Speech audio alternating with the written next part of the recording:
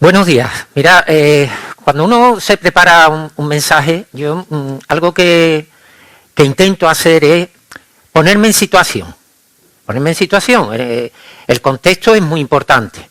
Lógicamente, hace muchos años las circunstancias son absolutamente diferentes, pero hay muchos rasgos, ¿verdad?, que se mantienen, porque al final la historia se repite. Esto lo sabemos que... Pero uno intenta ponerse en situación y resulta un poquito complicado de entender. ¿El qué? Pues que como una serie de señores que decía que creían en Cristo, que había resucitado, pues iban haciendo el bien. Y además un bien demostrable, un bien que era práctico. Mire usted, Pedro participó en aquella resucitación de Dorcas. Y aquello sería conocido en toda la zona. Iban sanando enfermos. O sea, eso era algo evidente, lo estaban viendo. Pedro y Juan sanaron a un cojo en la puerta, en el pórtico de Salomón, un sitio por el que todo el mundo pasaba, sabía dónde estaba. Es una persona que tenía unas dificultades que todo el mundo conocía. Iban haciendo el bien. Sin embargo, en este capítulo que traemos para hoy, en Hechos 12, el primer versículo dice así: en aquel tiempo, o en aquel mismo tiempo, el rey Herodes echó mano a algunos de la iglesia para maltratarles. Vamos a ver, ¿pero por qué motivo? ¿Por discrepancia religiosa, por así decirlo? Porque estas personas estaban sanando, estaban curando, traían el bien. Eso hoy día, ¿qué haríamos con esas personas? Mire usted, si esta persona está enferma y usted la sana, véngase para acá, que aquí tenemos trabajo. Pues no, los cojo para maltratarle y acaban con la vida de Jacobo, el hermano de Juan. Lo matan. Y coge luego a Pedro y lo deja allí, como se suele decir, en capilla. Espérate a ver si pasa la Pascua, que verás. Voy a por ti. Resulta incomprensible que la autoridad en este momento haga esto. ¿Y quién era la autoridad? Herodes. A Herodes lo llevamos escuchando desde que se empiezan los evangelios. Herodes está por ahí. Pero es que era la dinastía herodiana. El Herodes del que estamos hablando ahora, por situarnos, viene a ser unos 10 años después de la resurrección del Señor. En ese momento estamos, unos 42 años después del nacimiento de Jesús. ¿Vale? ¿Y qué Herodes es el que estaba gobernando? Herodes Agripas I. Y este hombre era nieto de aquel Herodes el Grande. ¿Quién era aquel Herodes el Grande? El que persiguió para matar a Jesús, de tal manera que José, María y Jesús tuvieron que irse ¿a dónde? A Egipto. ¿Hasta cuándo? Hasta que este Herodes, el Grande, murió. O sea que el abuelo de este Herodes ya hizo esa persecución. Pero es que un tío suyo, Herodes Antipas, ¿qué fue lo que hizo? A Juan el Bautista le cortó la cabeza. Parece que es una estirpe familiar que está, pues, que contrario absolutamente a la palabra de Dios. ¿De acuerdo? Y aunque era judío, por parte de una de sus abuelas, era de descendencia edomita. Y eso sabemos lo que puede significar. El final de su muerte, que se nos cuenta también en este capítulo, fue trágico. Y incluso hasta Josefo, ese historiador judío, que hay libros, ¿verdad? Y en el libro de Antigüedades describe cómo murió este rey. O sea que está ya hay constancia de esto, ¿verdad? Parece como que hay dinastías familiares en el que este odio por la palabra se transmite. Es algo que merecería un estudio también. Quizá este capítulo 12 se podría resumir en el versículo 24, donde se nos dice: y a pesar de todo, la palabra de Dios no solamente crecía, sino que se multiplicaba. Es decir, no solamente crecía en calidad, sino en cantidad. A pesar de todo esto. Es algo muy llamativo. ¿Cuánto daríamos hoy? ¿Cuánto daríamos por hacer esta afirmación? De estar completamente seguro de que la palabra sigue creciendo y extendiéndose. ¿Estamos seguros hoy día de eso? Porque muchas veces nos lamentamos. Iglesias, especialmente por el norte de Europa, iglesias que antes pues tenían una asistencia masiva y demás, y hoy día pues son centros comerciales o a saber. ¿Cuánto daríamos por afirmar hoy lo que aquí viene? Que a pesar de todo eso, la palabra de Dios crecía y se multiplicaba. En este tiempo que nos ha tocado vivir, donde la depravación está ahí presente, y donde vivimos bajo una dictadura que es muy, muy peligrosa. Más que la dictadura política y económica, más que todo eso, que es la dictadura del relativismo. Todo es relativo. Todo es cuestionable. Nada es bueno ni nada es malo, sino que todo depende del cristal con que se mire. Pues mire usted, eso ya también en la palabra nos lo avisa. Hay de aquellos que hacen de lo bueno malo y de lo malo bueno. Se asesina a Santiago, a Jacobo, al hermano del apóstol Juan. Y a Pedro lo tienen ahí. Pero a pesar de todo, la palabra crecía y se multiplicaba. Vamos a leer del 4 al 7. Dice así la palabra. Estamos por situarnos, Herodes ya ha matado a Jacobo y dice así. Versículo 4. Y habiéndole tomado preso, le puso en la cárcel, entregándole a cuatro grupos de 4 soldados cada uno, es decir, a 16 soldados, para que le custodiasen, y se proponía sacarle al pueblo después de la Pascua. Imaginamos para qué. Así que Pedro estaba custodiado en la cárcel, pero la iglesia hacía sin cesar oración a Dios por él. Y cuando Herodes le iba a sacar, aquella misma noche estaba Pedro durmiendo entre 2 soldados, sujeto con 2 cadenas, y los guardas delante de la puerta custodiaban la cárcel. Y he aquí que se presentó un ángel del Señor, y una luz resplandeció en la cárcel, y tocando a Pedro en el costado le despertó, diciendo, levántate pronto. Y las cadenas se le cayeron de las manos. Ya sabemos lo que pasó luego, que finalmente consiguió salir de todo, las puertas se abrieron, etcétera, etcétera. Aquí seguramente habréis escuchado en algún momento algún mensaje relativo a esto, que el Señor nos quita cadenas, nos da libertad, etcétera, etcétera. Esto podría ser una metáfora de lo que el Señor puede hacer con nuestras vidas. Pero me quería centrar en otros aspectos. Uno, por supuesto, ya Paco ha hecho referencia en la entrada a la reunión, en la presentación, en el inicio de la reunión, que es el poder de la oración. La oración. El poder de la oración. Por toda la palabra se nos hace hincapié esto. El poder de la oración. Y como él ha dicho, queremos ser una iglesia que ora. Si por algo nos caracteriza, si nos llaman por ahí de algo, estos son los que oran, los que no paran, los agonías de la oración. Pues me parece muy bien. Ojalá nos llamaran así y nos conocieran por esto. Pero decía que oraban sin cesar. Y preparando aquí, digo, bueno, ¿y nosotros? Eclesia Punto de Encuentro Cristiano, que estamos aquí, Plaza de Elba, en Montequinto, ¿hemos hecho alguna vez esto? ¿Hemos orado sin cesar por algún tema?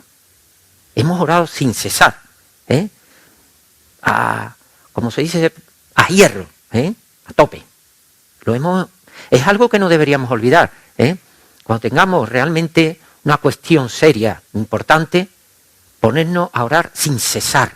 Esto habría que valorar exactamente, esto de sin cesar, a qué se refiere. Pero sin duda ninguna es con una gran intensidad. Se nos dice la palabra en 1 Tesalonicenses, orar sin cesar.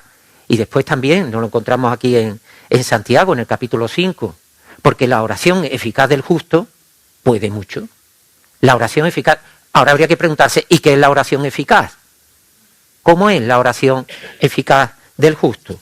Pues sin ninguna duda aquí encontramos un ejemplo. En unanimidad, porque se nos dice en el versículo 12, por ahí más adelante, que estaban todos juntos, que había muchos juntos, unanimidad. Y sin duda otra es ser insistente, ser un pesado, muy pesado, muy pesado. ¿Vale? Es que a Dios no se le olvidan las cosas, sí, pero nosotros se las recordamos una vez y otra vez, y las veces que haga falta, hasta que el Señor, como ese pasaje del juez, dice, nada más que por pesado te lo voy a conceder. Pues aquí estamos. Cogiendo todo este contexto, ¿verdad? Todo este capítulo, se me venía a la mente una idea. Y es que cuando Dios traza un plan, ese no hay quien lo tuerza. Ese no hay quien se lo salte. ¿Por qué digo esto?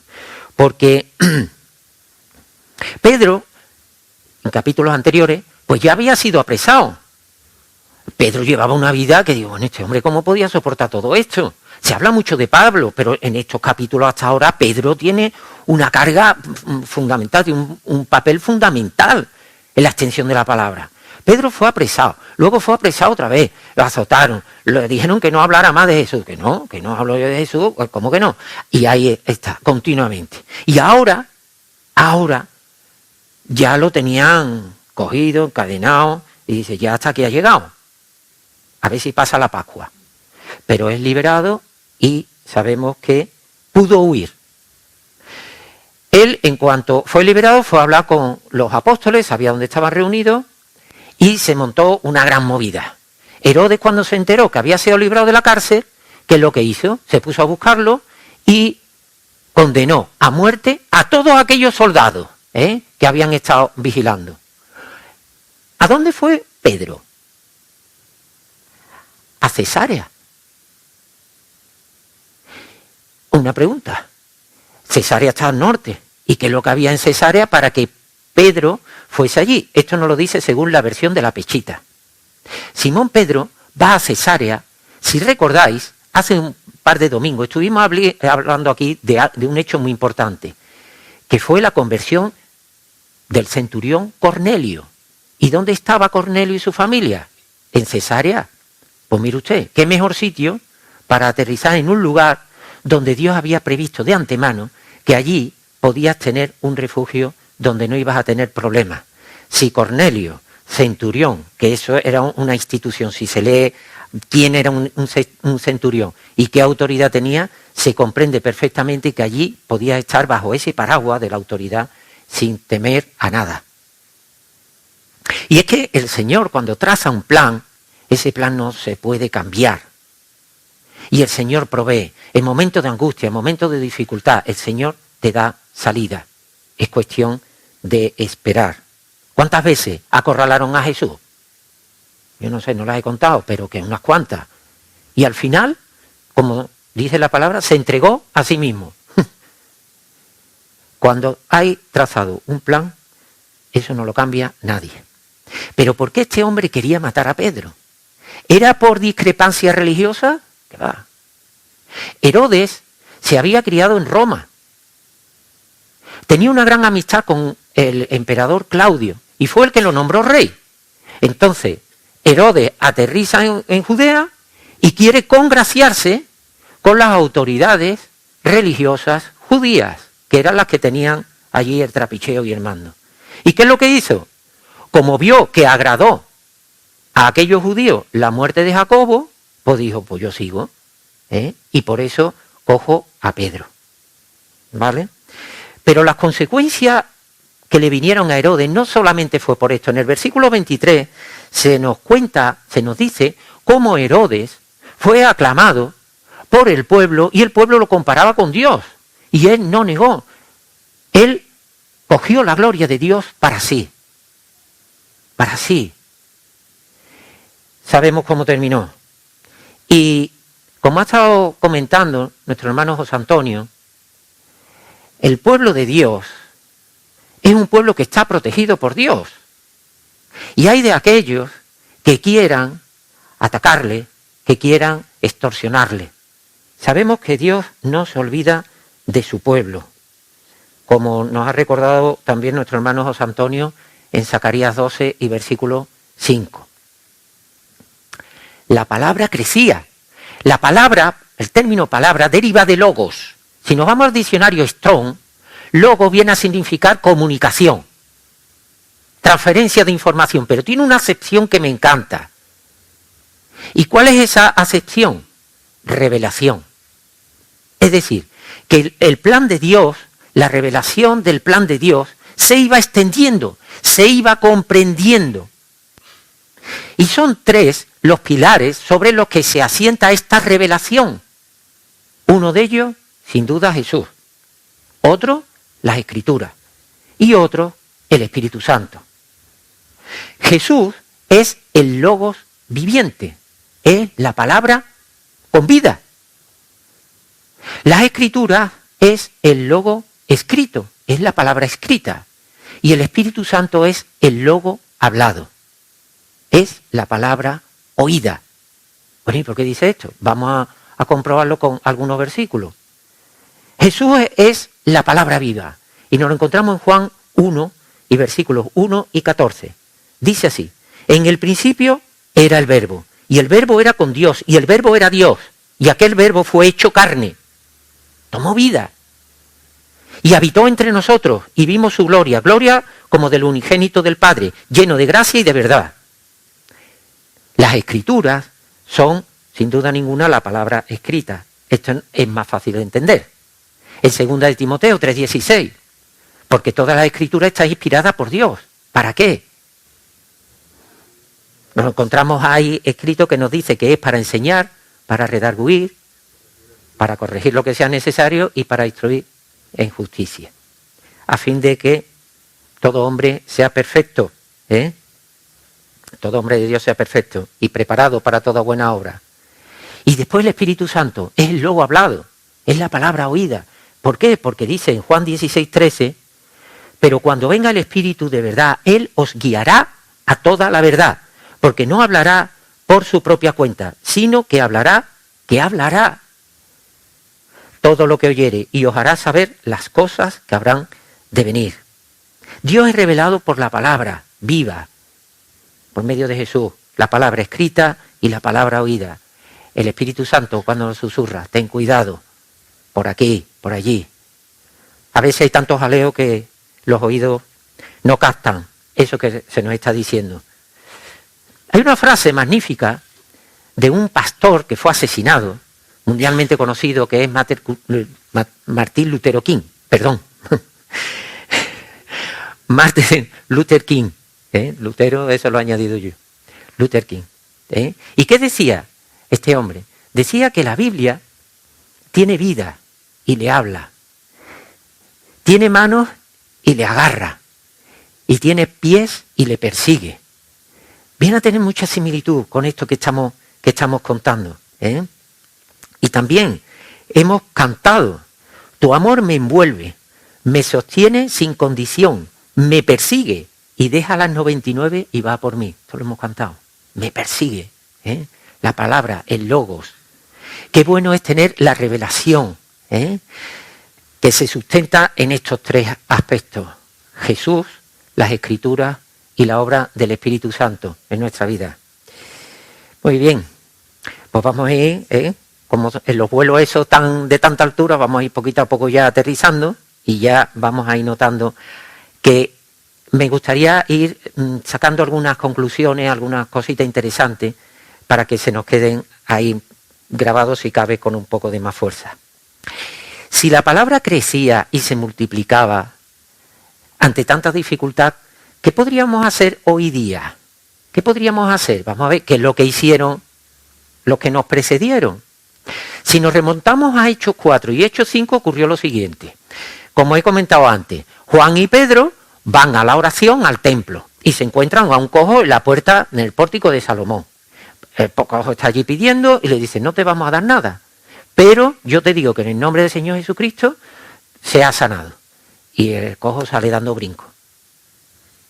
¿Vale? ¿Qué ocurre? Ante tanto tumulto, son llamados, lo coge la autoridad y lo dejan apresado. Y les dicen: mira, aquí de Jesús no se habla más. Iros, pero que aquí no se habla más. ¿Que no de qué? Se fueron donde estaban reunidos el resto de apóstoles y demás, contaron lo que había pasado y salen de nuevo a predicar, a sanar. Cuando se enteran las autoridades, vuelven a apresarlos. Todos metidos en la cárcel. Y cuando se dan cuenta y van a por ellos, ya no estaban. Otro ángel del Señor los había liberado de la cárcel. Bueno, ¿y esta gente dónde está? Pues estaban predicando por ahí.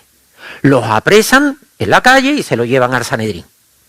Amado, ¿ustedes qué estáis haciendo? Pues ya lo sabe, estamos sanando, hablando de la palabra. Y ahí tenemos ese pasaje donde Gamaliel dice, señores, vamos a esperarnos porque puede ser que estemos peleando contra Dios mismo. Y entonces los azotaron y dice, venga, iros para afuera otra vez. Esto por una parte. Tenemos la lapidación de Esteban. Tenemos la ejecución de Jacobo. Y teníamos a Pedro metido en la cárcel. Y ante todo esto, ¿qué hicieron? ¿Se arrugaron? ¿Salieron corriendo todo y dejaron? Siguieron, perseveraron, perseveraban. La oposición, hermanos, nunca ha faltado. Siempre ha habido oposición. ¿Y qué ha hecho el pueblo? Seguir adelante, perseverar, perseverar y perseverar. La oración que hacían por Pedro era una oración intensa, era una oración fuerte, una oración en unidad. Nuestras oraciones pueden ser también intensas, pueden ser en unidad, pueden ser, pero ¿cuál es el motivo de la oración? ¿Cuál era el motivo por el que se oraba por Pedro? Pedro, ¿qué es lo que traía? Traía bendición. La bendición del Señor por medio de Pedro. Hablaba de la palabra de Dios y hablaba y sanaba, traían el bien. Quizás sea este uno de los aspectos que también deberíamos controlar. Cuando oramos, ¿qué oramos? ¿Por nuestros caprichos? ¿Por nuestros intereses?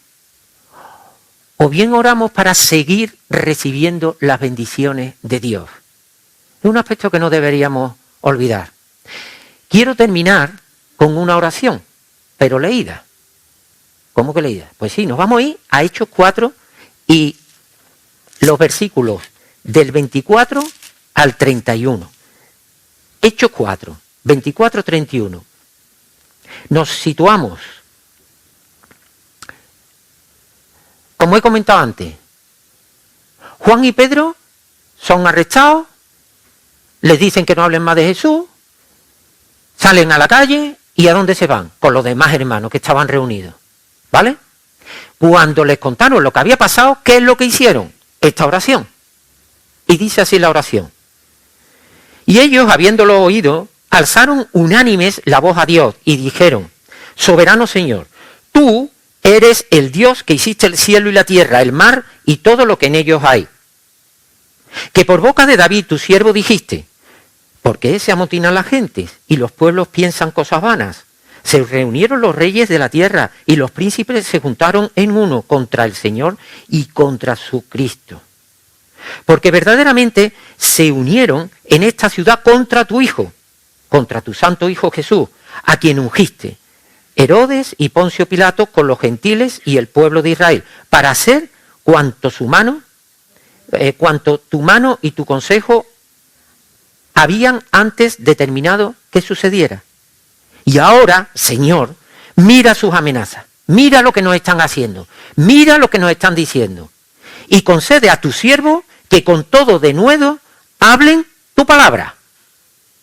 No le dijo, no pedían, protégenos, que las espadas no nos vayan a hacer daño, no. ¿Qué es lo que le pidieron? Hablar con denuedo, con fuerza, con determinación de tu palabra. Fijaros lo que le pidieron. Qué oración, ¿verdad? Qué oración con más fuerza y con más intensidad. Permítenos, Señor, seguir hablando, a pesar de todo lo que estaba ocurriendo, que no era poco. Y acabo como empecé.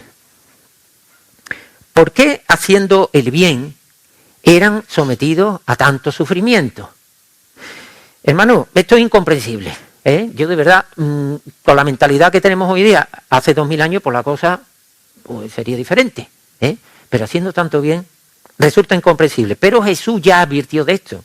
En la última de las alabanzas, de la bienaventuranza, ¿qué es lo que dijo el Señor? Bienaventurados los que padecen persecución por causa de la justicia, porque de ellos es el reino de los cielos. Hoy día, aquí, en nuestro entorno, no tenemos problemas. La puerta está abierta y podemos considerar que la persecución de los santos hoy día tiene una forma mucho más suave. Pero cuidado, que aquí oramos, cada vez que nos juntamos, pedimos por la iglesia perseguida. Y hay un montonazo de países donde esto existe, y con una intensidad brutal.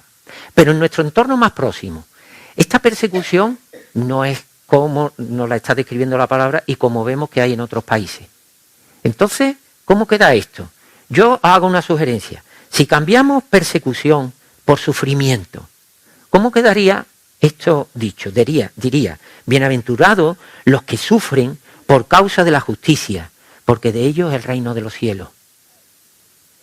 Hermano, cuando vemos cómo está nuestro entorno, cuando vemos cómo están las cosas, lo apartado que está de Dios, la falta de valores morales, la falta de respeto no solamente a tu prójimo, sino a tu padre. Si el Señor nos está diciendo, honra a tu padre y a tu madre, cuánta falta de autoridad, cuánta depravación.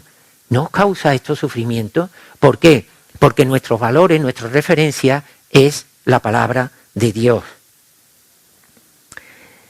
Sin embargo, el Señor, a los que buscan su justicia, que está en Cristo Jesús, y a los que lo tenemos como referente, el Señor siempre los bendice, a pesar de ese sufrimiento interno que podemos ver en nuestro entorno, viendo lo apartados que están del Señor.